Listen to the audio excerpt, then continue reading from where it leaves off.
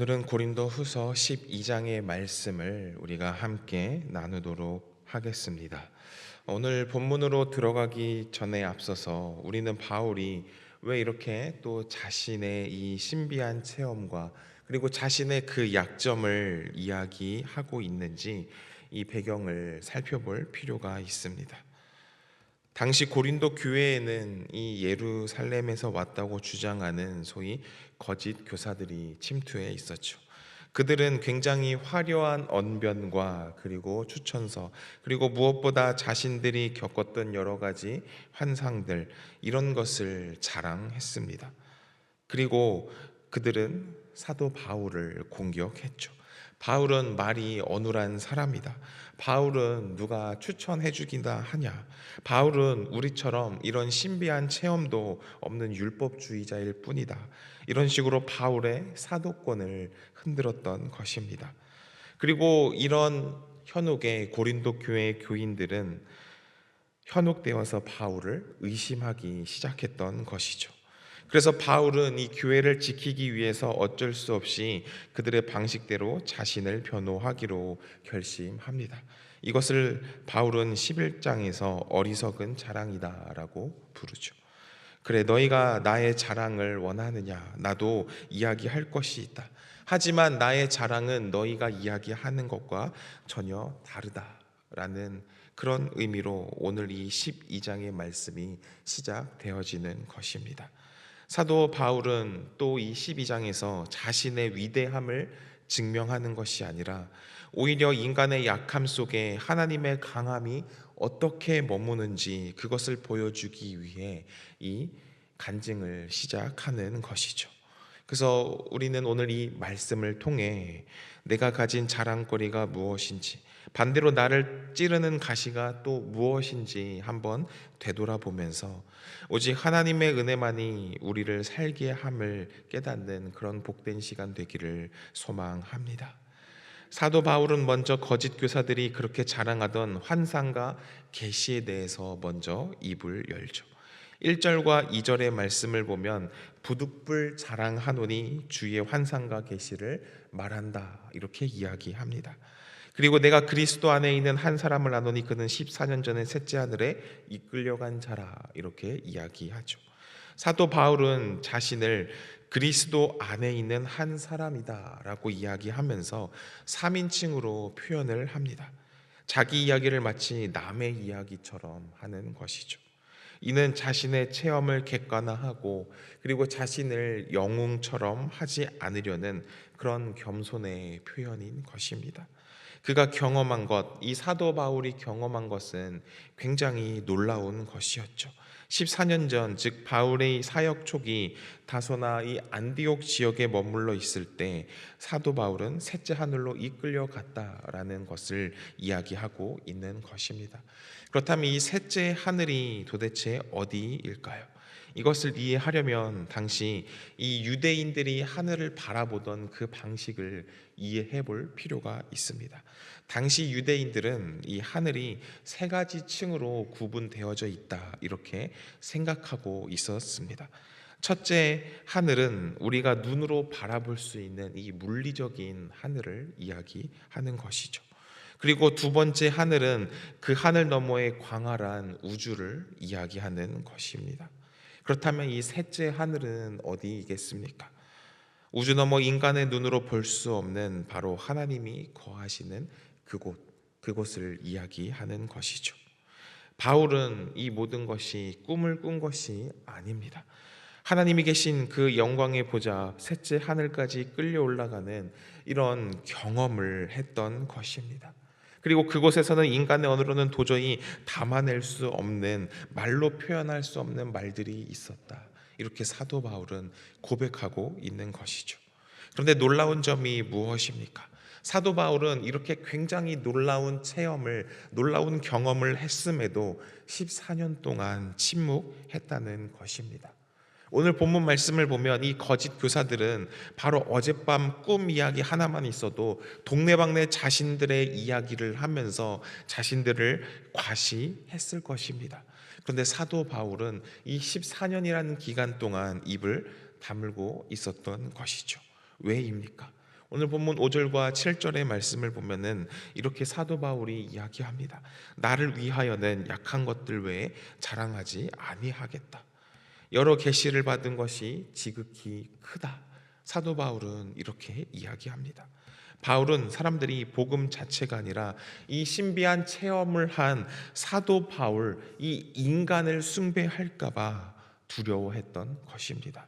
그는 오직 십자가만 자랑하기 원했기에 자신의 이 신비한 체험조차 철저하게 감추어 두었던 것이죠. 이 참된 영성은 이 바울의 모습과도 같습니다. 깊은 물은 소리 없이 흐르죠.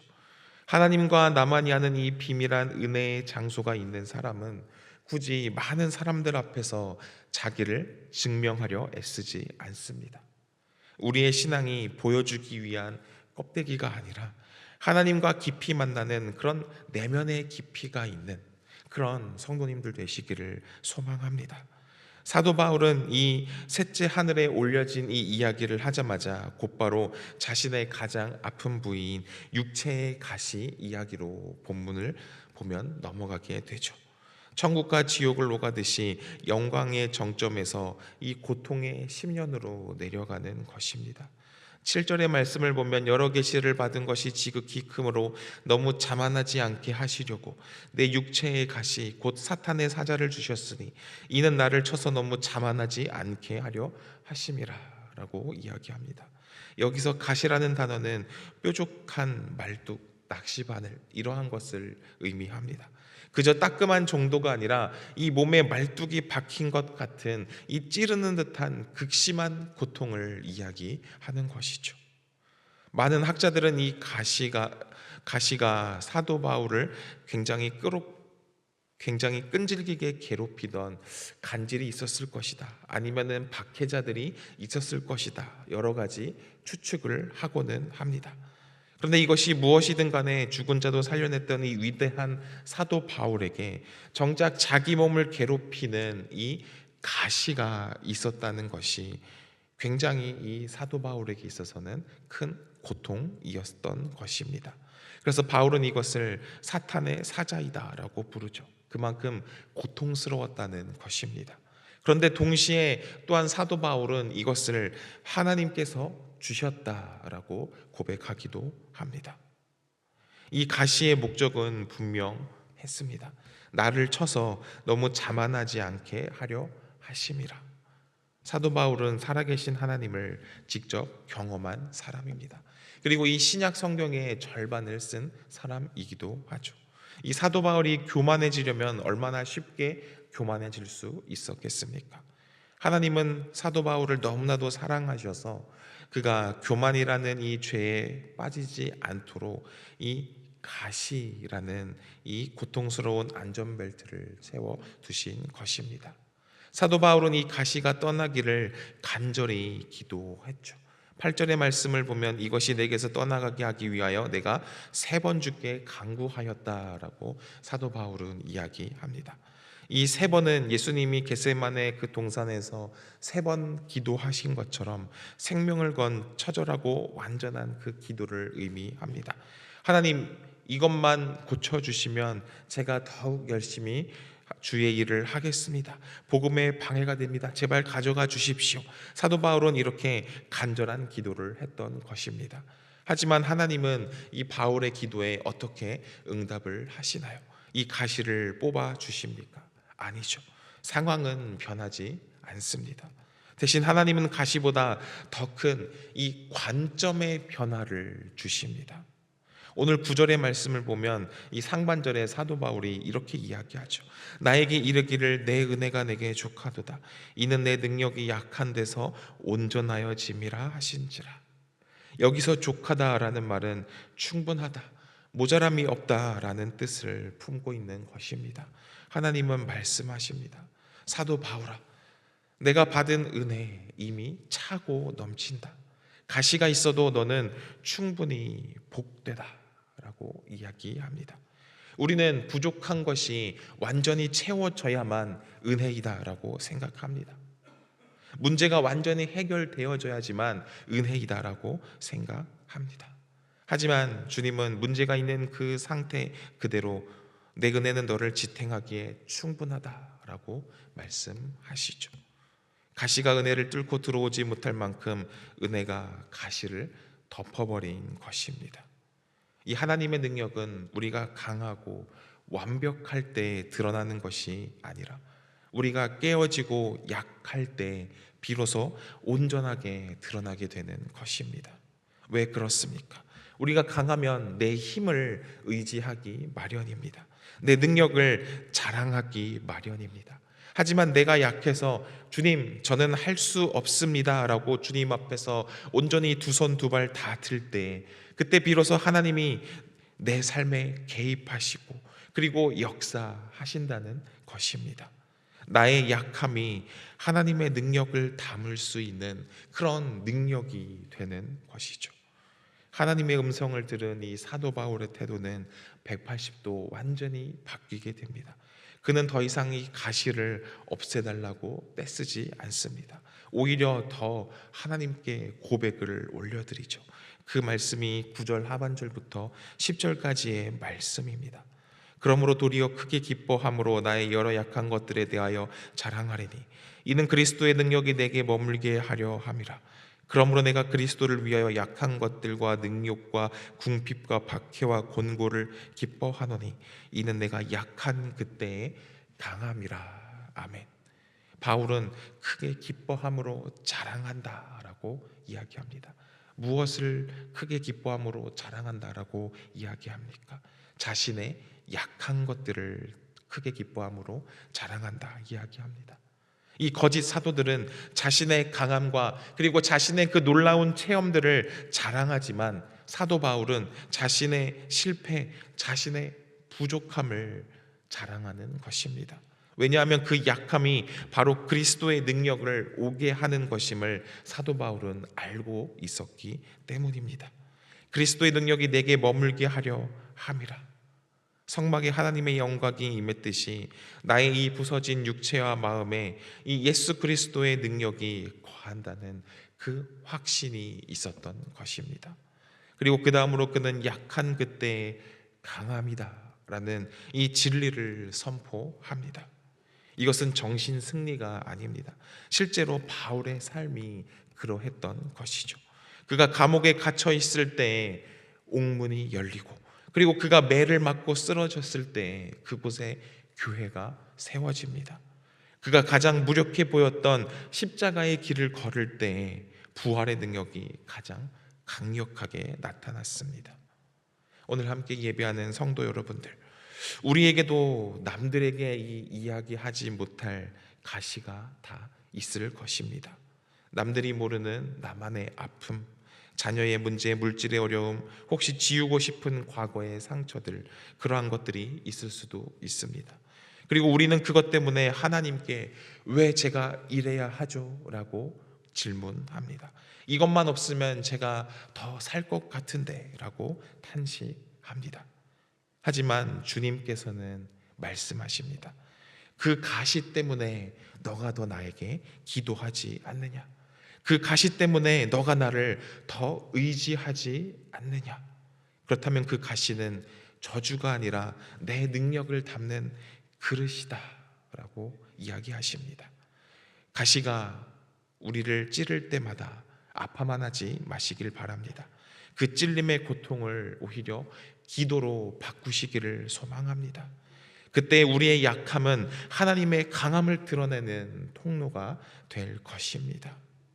사도 바울은 이 성도들을 향해서 12장 12절에 사도의 표가 된 것은 내가 너희 가운데서 모든 참음과 표적과 기사와 능력을 행한 것이다 라고 이야기합니다.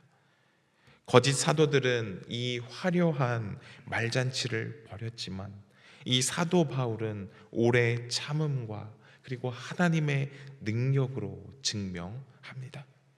진정한 사도의 표징은 자기를 자랑하는 것이 아니라 이 고난 속에서도 끝까지 영혼을 위해 참아내는 그 인내에 있는 것입니다.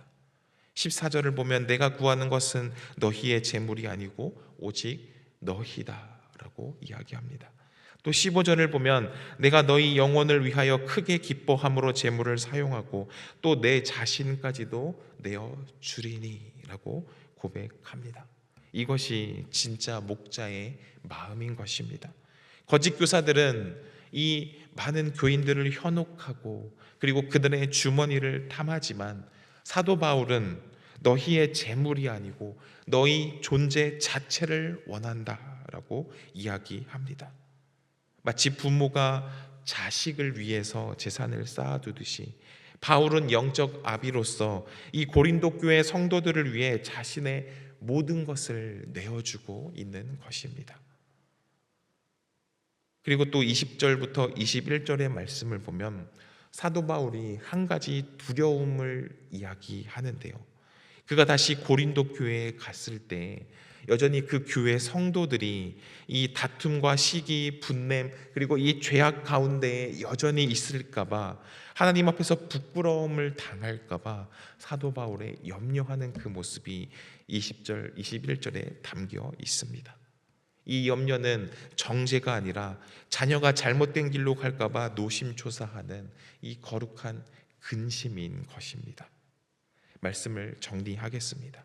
세상은 더 높이 올라가라, 더 많이 가져라, 너가 더 강해져라 라고 되는 것, 그것을 축복이다 이렇게 정의합니다. 고린도의 거짓 사도들도 그것을 쫓았습니다. 하지만 복음은 역설입니다. 하나님은 때로 우리를 더 낮게, 더 약하게 만드신다는 것이죠. 그리고 그것은 우리를 괴롭히기 위해서가 아닙니다.